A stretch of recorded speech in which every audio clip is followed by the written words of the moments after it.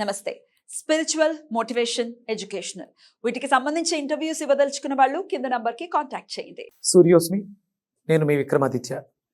ఆరోగ్యమే మహాభాగ్యం, ఆరోగ్యం భాస్కరాధీనం. ఆదివారం మద్యం మాంసం మైదనం వద్దు, ఆరోగ్యం ఐశ్వర్యం వద్దు. మీరు ఆచరించండి, 10 మందిని ఆచరింపచేయండి. ఆచరించండి, ఆరోగ్యవంతులుగా ఉండండి. ఆచరించండి, ఐశ్వర్యవంతులు కండి. ఆచరించండి, ఆనందంగా జీవించండి. సూర్యోస్మి. నమస్తే, వెల్కమ్ టు అవర్ ఛానల్. నేను పద్మిని. ప్రస్తుతంతో పాటు ప్రముఖ ఆధ్యాత్మికవేత్త, సూర్య ఉపాసకులు, sun spiritual society founder Vikramaditya గారు ఉన్నారు. మాట్లాడదాం. సార్ నమస్తే. సార్ సూర్యోస్మి తల్లి. సార్, అమావాస్య వస్తోంది, మార్గశీర్ష మాస అమావాస్య. ప్రతి అమావాస్య చెప్తూనే ఉంటాం, వైశిష్ట్యం ఖచ్చితంగా ఉంది. ప్రతి రోజు కూడా చాలా అద్భుతమైనటువంటి రోజే ఈ ప్రకృతిలో. ఇక్కడ మనం ఉన్నాము అని అంటే అది మన అదృష్టం. అది కూడా మనిషిగా ఉన్నామంటే మరీ మరీ అదృష్టం. సనాతన ధర్మంలో ఉన్నామంటే ఇంకా చెప్పనే అక్కర్లేదు కదా. ఈ భరత గడ్డ మీద హైందవుడిగా బ్రతకటం అనేది అది ఒక సుకృతం. మరి మార్గశీర్ష మాస అమావాస్య వస్తోంది కాబట్టి అత్యంత చాలా పవర్ఫుల్ డే ఖచ్చితంగా ఈ మాసం అంతా కూడా. మాసాన మార్గశీర్షోహం అని అన్నారు, విష్ణుమూర్తి అన్నారు అని అంటే మామూలు విషయం కాదు. మరి అమావాస్య వస్తోంది కాబట్టి ఎలా వినియోగించుకోవచ్చు ఆ రోజు? అమావాస్య అంటే ఏంటమ్మా? చీకటి అలుముకున్నటువంటి రోజు అని. అజ్ఞానం, అజ్ఞానం అనే ఒక చీకటి.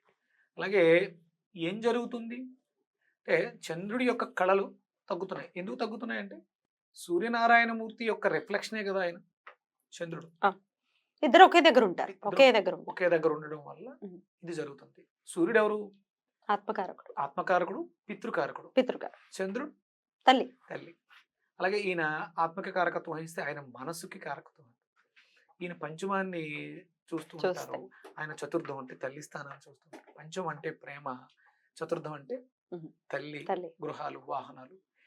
ఈ రెండిట్లకి మధ్య సమన్వయం లోపిస్తుంది. కాబట్టి మనం పితృదేవతలకి, మనల్ని విడిచిన పితృదేవతలకి, మనకి ఈ జన్మనిచ్చినటువంటి పితృదేవతలకి కృతజ్ఞతాపూర్వకంగా ఒక బ్రాహ్మణోత్తమును లేకపోతే సమకాలికుల్ని, అంటే మనకి లేరు కదా వాళ్ళు, ఆ తల్లి ప్రేమ లేదు, ఆ తల్లి లేదు, ఆ తల్లి ప్రేమ లేదు, భాగ్యాన్ని ఇచ్చేటువంటి తండ్రి లేడు. ఇప్పుడు ఇది మార్గశీర్షం కదా, ఇది ఎక్కడ ఉంది? ధనుర్ రాశిలో ఉంది. ధనుసు అంటే ఏంటి? భాగ్యస్థానం. భాగ్యం కదా, 9వ ఇల్లు. అందులో శుక్రుడికి నక్షత్రం ఉంది పూర్వాషాఢ, 9 కారకత్వం, పూర్ణ సంఖ్య. మన అంటే నికోలాస్ టెస్లా గురించి మేము మాట్లాడతాం. ఆయన ఎక్కువ 9 మీద వర్క్ చేశారు. 9తో పాటు విడదీయని సంఖ్య 3+6, 369 అక్కడ వచ్చింది. ఇది భాగ్యస్థానం, తండ్రి స్థానం. అందులో మనకి ఈ మాసంలో మీరు చెప్పినట్టు ఈ మాసంలో మార్గశీర్ష మాసంలో ఇది ధనుసు రాశిలో అంటే పూర్వాషాఢ నక్షత్రం కూడా నడుస్తుంది ఈరోజు అమావాస్య. అంటే మనం ఏదైతే చేస్తామో అది విశేషమైనటువంటి ఫలితాన్ని ఇస్తుంది. అంటే కృతజ్ఞత తెలియచేయడు. దేనికి అంటే మనకి జన్మనిచ్చినటువంటి పితృదేవతలకి. అందుకని అమావాస్యని విశేషంగా ప్రతి నెలలోనూ వినియోగించుకోవాలి. ఎప్పుడైనా ఇదే వస్తుంది, ప్రతి నెల ఇంతే. కానీ ఇది మరింత విశేషం. ఇది వాళ్ళకి సద్గతులను ఇవ్వడంతో పాటు మనం ఉన్న గతిని మారుస్తుంది. ఖచ్చితంగా ఒకరిని మనం చూస్తేనే కదా ఇంకొకరు మనల్ని చూసేది కదా. అయితే స్వయం పాకం ఇవ్వటం అదేనా మీరు చెప్పేది? దానం ఇవ్వటం. అలాగే అమ్మవారు అంటే అమ్మవారికి సంబంధించినటువంటి స్తోత్ర పారాయణాలు చేసుకోవటం. దీపావళి అమ్మవారికి దీపం పెడతారు, అమ్మవారి విశేష ఆరాధన చేస్తారు అమ్మవారికి. అది విశేషంగా మనలో ఉన్నటువంటి మాతృత్వాన్ని, తల్లితనాన్ని ఆ రుచి చూపిస్తుంది.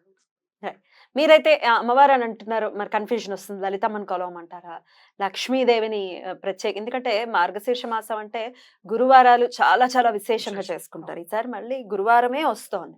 అసలు ఏమి అద్భుతమైన రోజులో తెలియదు కానీ మొన్న అనఘాష్టమి కూడా గురువారమే వచ్చింది. మళ్ళీ ఇప్పుడు అమావాస్య కూడా గురువారం వస్తుంది. అమావాస్య అంటే అమ్మవారికి చాలా లక్ష్మీదేవికి మరీ ప్రీతికరమైనటువంటి రోజు. ఎవరిని కొలవమంటారు? లక్ష్మీదేవిని కొలవండి. ఎందుకంటే పూర్వాషాఢ నక్షత్రం కదా, లక్ష్మీదేవి శుక్రుడే కదా అధిపతి. రోజు గురువారం వచ్చింది. ఇక ఇంకంతకన్నా భాగ్యం ఇంకేముంటుందమ్మా. భాగ్యాధిపతి భాగ్యస్థానంలో ఉన్నటువంటి నక్షత్రం పూర్వాషాఢ అయ్యింది. లక్ష్మీదేవి స్థిర నివాసం ఉంటుంది. విష్ణుమూర్తికి మాసానం మార్గశీర్షోహం అన్నారు కదా, అంటే విష్ణుమూర్తికి చాలా ప్రీతి. మనం లక్ష్మి కావాలి అని ఆవిడ ఎంత పరిగెడుతూ ఉన్నాం, ఆవిడేమో వచ్చి చంచలంగా వెళ్ళిపోతూ ఉంది. విష్ణుమూర్తిని ఈ మార్గశీర్ష మాసంలో తీసుకొచ్చి ఇప్పుడే కదా ఆయన నిద్రలేస్తాడు. మొదలవుతోంది. ఆయన తీసుకొచ్చి హృదయాల్లో కూర్చోపెట్టుకుంటే లక్ష్మి ఎక్కడికి వెళ్తుందమ్మా? మనతోనే ఉంటుంది. పైగా ఆయనను కొలిస్తే ఆవిడకి ఇష్టం. ఆవిడని కొలిస్తే ఆవిడ ఏమి వస్తుంది, ఓకే పిలిచారా వస్తున్నాను అని వస్తుంది, వెళ్ళిపోద్ది. కానీ విష్ణుమూర్తిని తీసుకొచ్చి మనం కూర్చోపెడితే స్థిర లక్ష్మి పాదసేవ చేసుకుంటూ అక్కడే ఉండిపోతుంది. వెళ్ళమన్నా వెళ్ళదు ఆవిడ. ఎవరు వెళ్ళమంటారు? అనరు, ఒకవేళ పొరపాటున కూడా. అనరు, వెళ్ళదు. అంటే ఈవిడ మనం రమ్మంటే వస్తుంది, వెళ్ళొద్దామా అంటే వినదుగా, వెళ్ళిపోతుంది చంచలంగా. స్వామిని తీసుకొచ్చి కూర్చోబెడితే ఎక్కడికి వెళ్ళకుండా మనతో ఒకటి స్థిర నివాసం ఉంటుంది. ఎగ్జాక్ట్ గా ఏం చేయమంటారు అయితే? అమావాస్య అంటే రాత్రిపూట చేసేటటువంటి విశేష అర్చన గురించి చెప్తూ ఉంటారు కదా, మీరైతే ఎలా చేసుకుంటారు, ఎలా చేసుకోవాలి? అంటే మనం ఉదయం ఈ స్వయంపాక దానాలన్నీ కూడా మనం ఉదయం చేస్తాం. ఆ.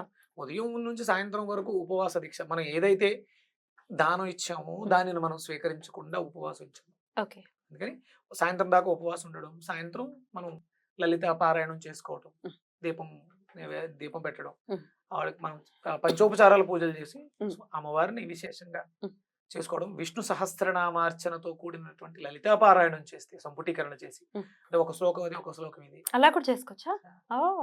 సంపుటీకరణ చేస్తే విశేషమైనటువంటి ఫలితం. Hmm. స్వామివారు అమ్మవారు ఇద్దరికి, ఆయన అంటే ఆవిడకి ఇష్టం, ఆవిడని కీర్తిస్తూ ఆయనని కీర్తిస్తూ ఆవిడని ఆహ్వానిస్తూ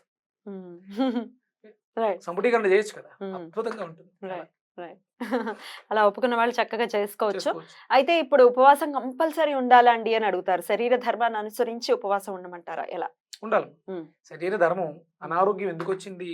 ఆహారం అధికంగా సేకరించడం వల్ల కానీ, ఆహారాన్ని సరిగా అంటే తినవలసిన సమయంలో తినకూడని పదార్థాలు తినడం వల్ల కానీ వచ్చి ఉండొచ్చు. ఇది ఎలాగో మనకి మకర సంక్రమణంలోకి వెళ్ళబోయే ముందు వస్తుంది కాబట్టి ఉపవాసం చేద్దాం, స్వామికి దగ్గరగా ఉందాం.